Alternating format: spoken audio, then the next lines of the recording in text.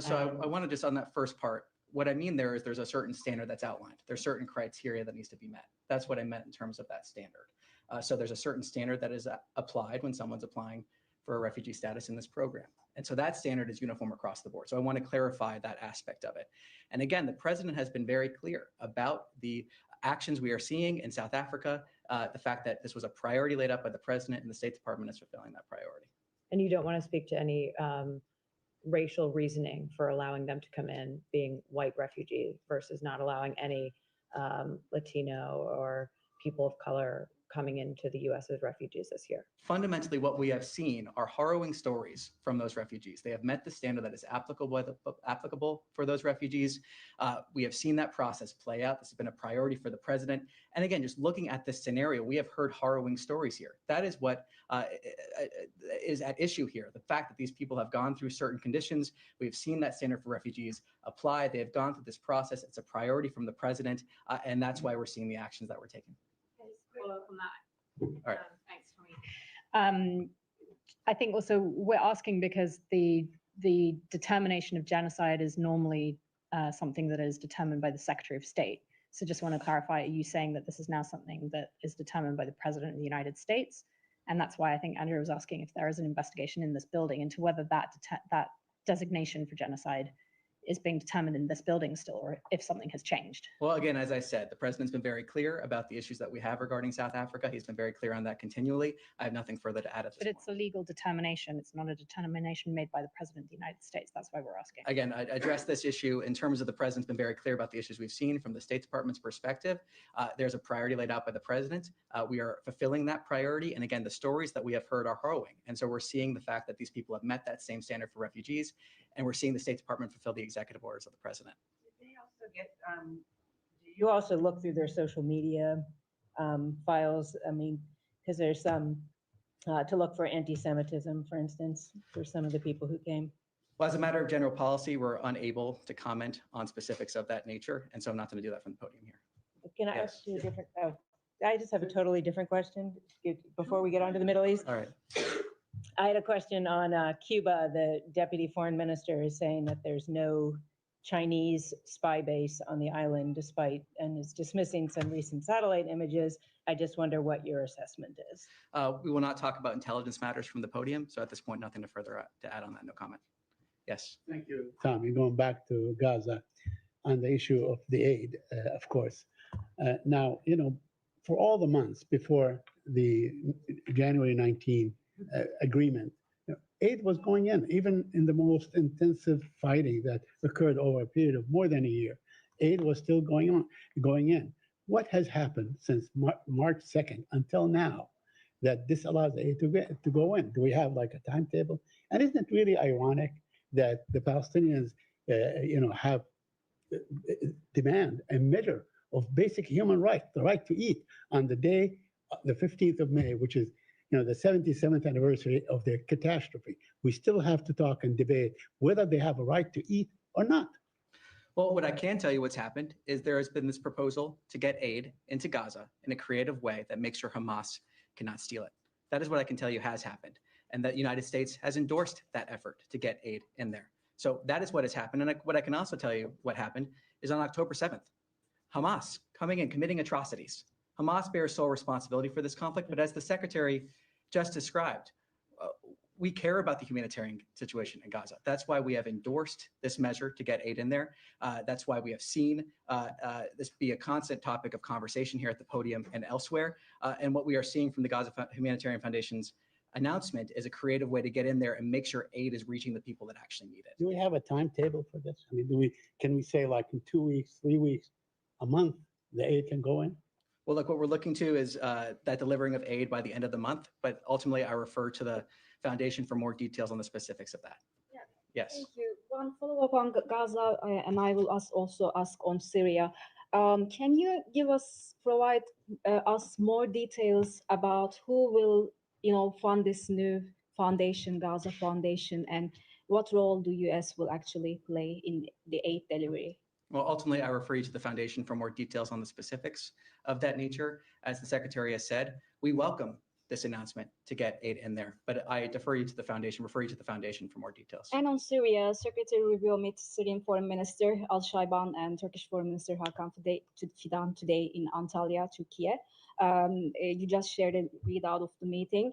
Secretary Rubio said right after the meeting that the U.S. Will start with initial waivers instead of fully lifting the sanctions. Can you provide more details on like when and under what conditions these sanctions might be fully lifted? And will the U.S. do anything to contribute to the reconstruction of Syria? Was this discussed during the meeting too? Look, what I can say, as the secretary said during those comments, is that this is something that had been discussed, worked on, options considered for many weeks leading up to this announcement, and that we are going to be implementing what the president has announced as an administration. In terms of exact timelines, I have nothing further to preview on that front now, except for to say the fact that we are moving now to implement this announcement, and this was something that was discussed, as the secretary said himself, for many weeks leading up to this announcement. Sure.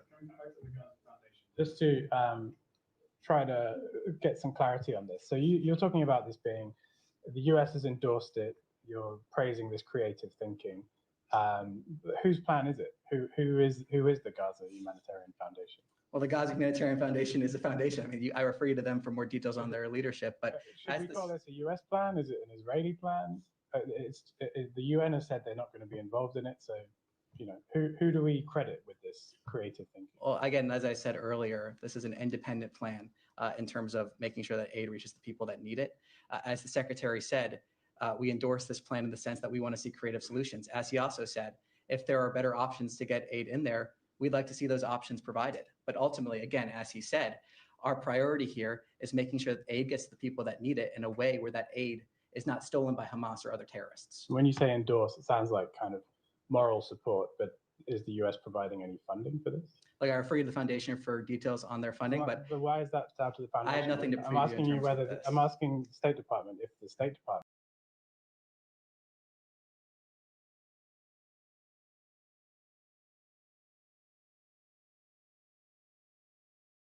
On that front. So all you're doing is providing endorsement.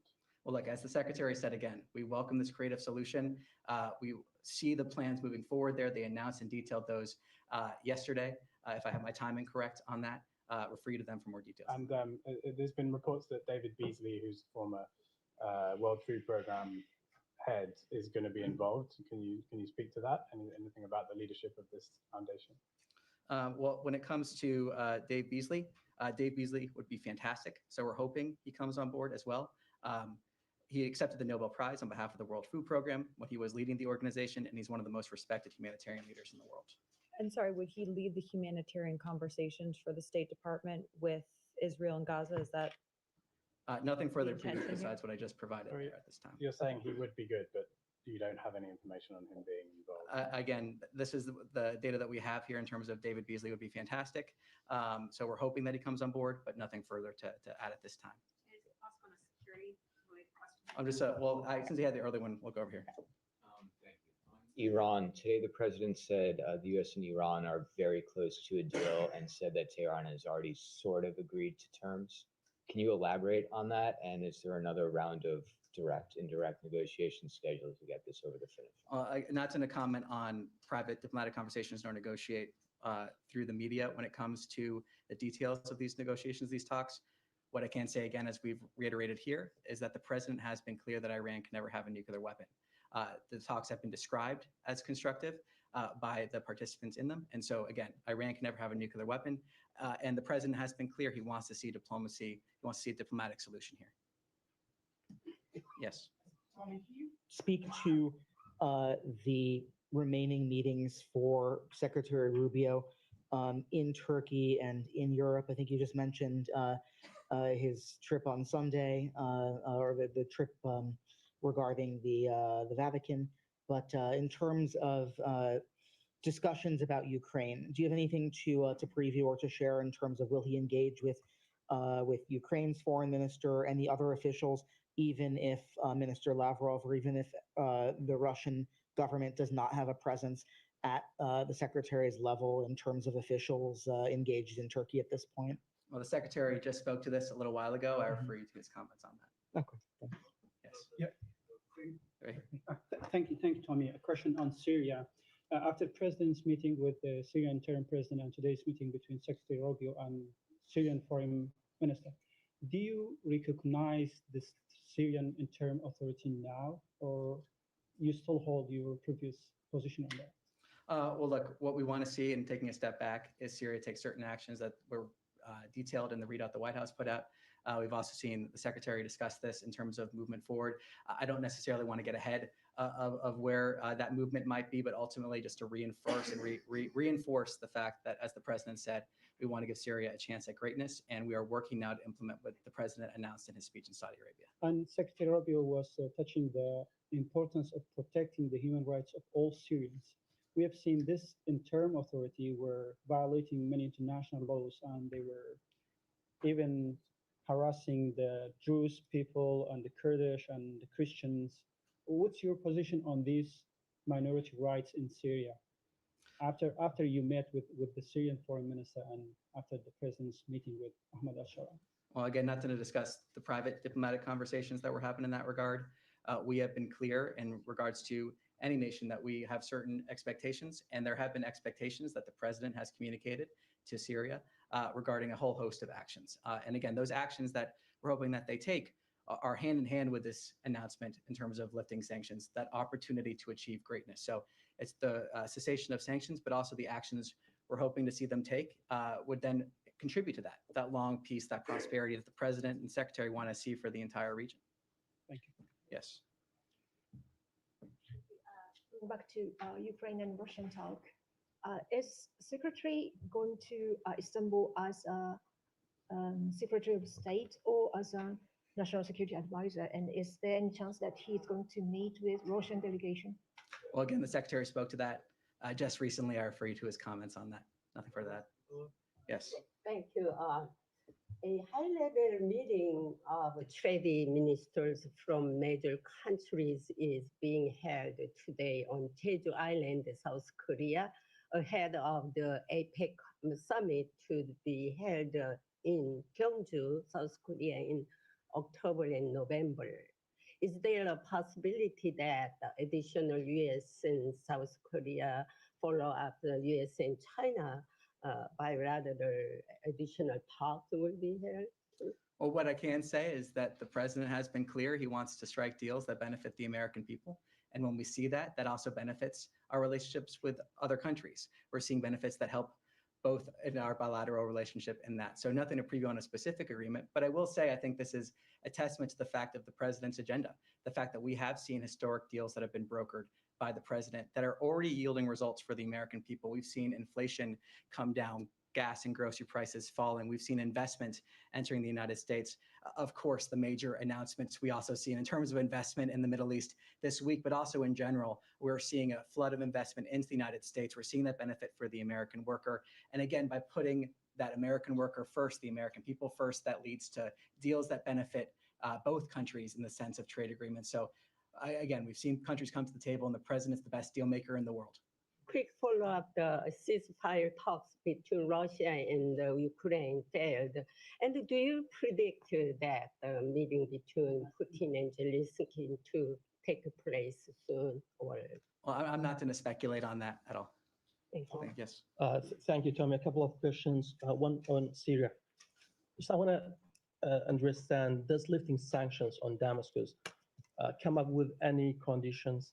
And secondly, on May 17, the Arab League is scheduled to be held in Baghdad, Iraq. Does the Secretary Rubio attend the meeting? Nothing to preview on that second question. Again, on the first, let us reiterate what the president said. This is about giving Syria an opportunity for greatness.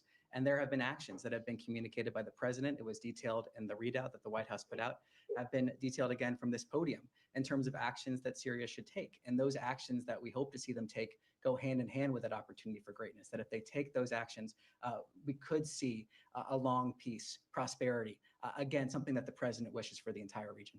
What else? Syria? Yeah. Thank you very much. After successfully mediating ceasefire between Pakistan and India to prevent dangerous escalation in a region, President Trump has said that he will work with both countries to see if they could arrive on any solution for Kashmir dispute.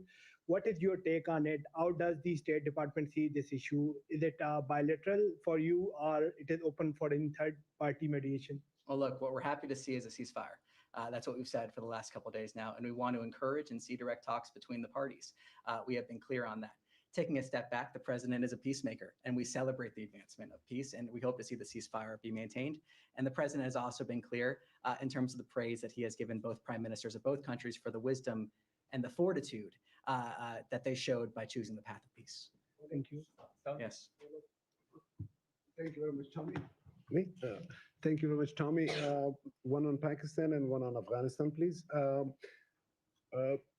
Both the leaders in Pakistan and India, in Pakistan, he is known as a fake prime minister, and in India, the prime minister is known as a big hater of Muslim, Christians, and Sikhs. Is the State Department at all worried that now when they have extended the deadline till 18th, after that, any nuclear thing is being discussed seriously or not? Well, again, what we are happy to see is a ceasefire, and that's where our focus remains, the direct talks we want to see. And again, the president has been clear praising both prime ministers for choosing the path of peace. Second one on Afghanistan, please. Afghan girls are now without education for 3 years. Has the president or the secretary at all entrusted in that country's girls to get educated and work towards their children not becoming terrorists again? Something like that? Well, look, we've spoken at this before in other avenues. What I can say, again, is that when it comes to our national interest, when we're looking at our national interests, we're going to continue putting America first, but nothing further to add in terms of that question there. Thank you. All right. Thank you. Thank you very much.